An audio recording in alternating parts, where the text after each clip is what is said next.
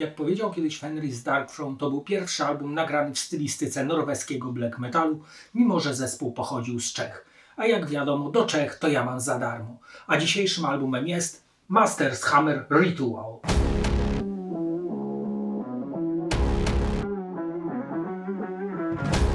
Masters Hammer zostaje założony w Czechosłowacji w 1983 roku w Pradze i wykonują klimatyczny thrash black metal. Pierwsze demo ukazuje się w 1987 roku pod tytułem The Ritual Murder, zaś w 1988 kolejne pod tytułem Finish. W 1989 wychodzi live album pod tytułem Live in Zbraslav, zaś w 1991 wydawnictwo Monitor publikuje ich debiut pod tytułem Ritual, o którym będzie ten odcinek. Ritual można nazwać formą przejściową między black metalem pierwszej i drugiej fali.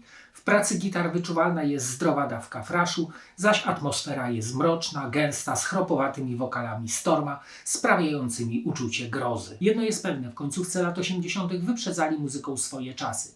Są tu wyraźne wpływy Batory, Sarkofago, ale z chwytliwością Merciful Fate oraz czernią całej późniejszej norweskiej gawiedzi. Na czele z Darkthrone, ale i Emperor. Masters Hammer korzystają z cięższego brzmienia niż następcy, masy gęstych riffów, ale kompozycje są tajemnicze, czarne i tak jak podano w tytule wręcz rytualne. Większość utworów pochodzi jeszcze z czasów demo, jednak wszystkie pasują do siebie, tworząc niezwykle udany czarci koncept. Pasaże klawiszowe również odgrywają w ich muzyce bardzo istotną rolę. One spajają instrumenty, sprawiając, że Masters Hammer stał się jednym z pierwszych zespołów, których muzykę można określić jako ekstremalna orkiestra metalowa. Riffy napędzają akordy w tonacji molowej razem z dysonansowymi tremolami, co sprawia wrażenie mrocznego romantyzmu.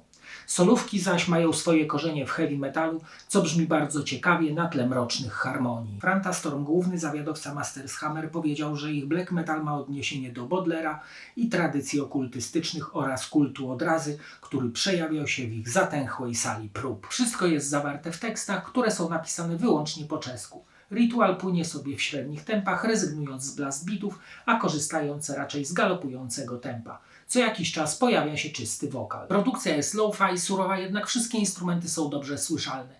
Jakbym miał tę muzykę określić w liczbach, to mamy tutaj 50% klasycznego metalu i 50% blacku.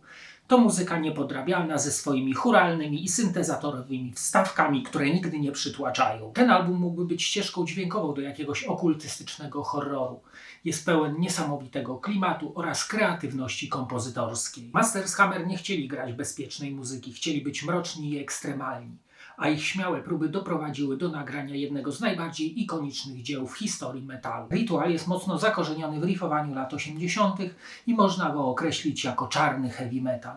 Poza tym wydaje się, że został odkryty na nowo, jak zapomniany graal black metalu. Nadszedł czas, by posłuchać fragmentów tego kamienia milowego black metalu. Album rozpoczyna się krótkim intro, po czym zostajemy zaatakowani thrashowymi riffami kawałka Pad Modli, czyli Upadek Idoli. Eteryczne klawisze zapowiadają, że cały album będzie ociekał czernią. Następnie wchodzi rozdzierający krzyk Storma, a całość rozkręca się w stylu symfo-proto-black metalu. Tekst mówi o tym, że powinniśmy buntować się przeciwko władzy oraz fałszywym wierzeniom.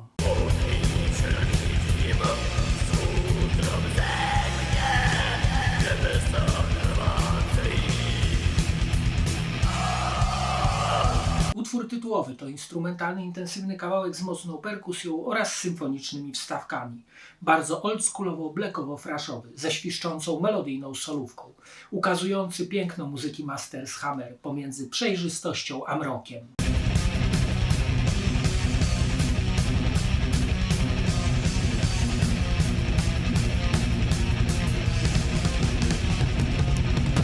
Geniowe, czyli geniusze, to złowrogi, dość długi wstęp z solówką. Utwór jest rytmiczny z ostrymi wokalami Franta oraz chórami, którymi nie powstydziłby się żaden współczesny zespół black metalowy. Tekst wydaje się zgłębiać tematy porzuconej miłości, transcendencji, zjawisk paranormalnych oraz zakazanej wiedzy.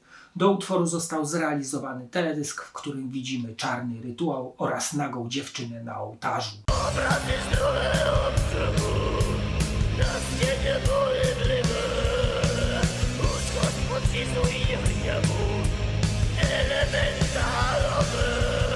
Na zakończenie zakończenie proponuję najszybszy i najbardziej chwytliwy z całego albumu utwór, czyli Yama Pekel z chóralnym refrenem, który będziesz śpiewał na całe gardło razem z zespołem. Jest to utwór w stylistyce starego thrashu, coś w klimacie pierwszych płyt Destruction, bardzo porywający, w którym główny bohater schodzi do piekieł prowadzony przez szatana, a ten namawia go, aby on został jego agentem oraz jednym z demonów.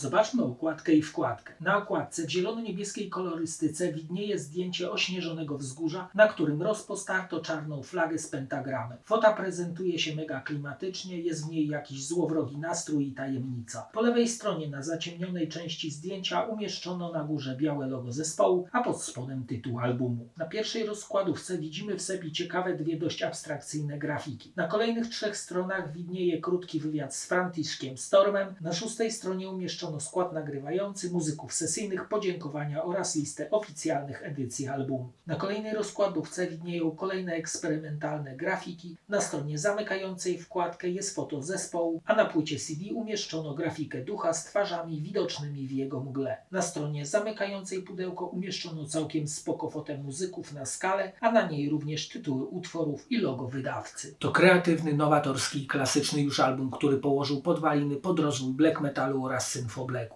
Wszędzie tam, gdzie jest odtwarzany, roztacza mistyczną, ezoteryczną oraz magiczną mgłę pełną tajemnic, której kult nigdy nie przeminie, dopóki będą istnieć fani ekstremalnego grania. A teraz zapraszam do oglądania kolejnego odcinka. Cześć!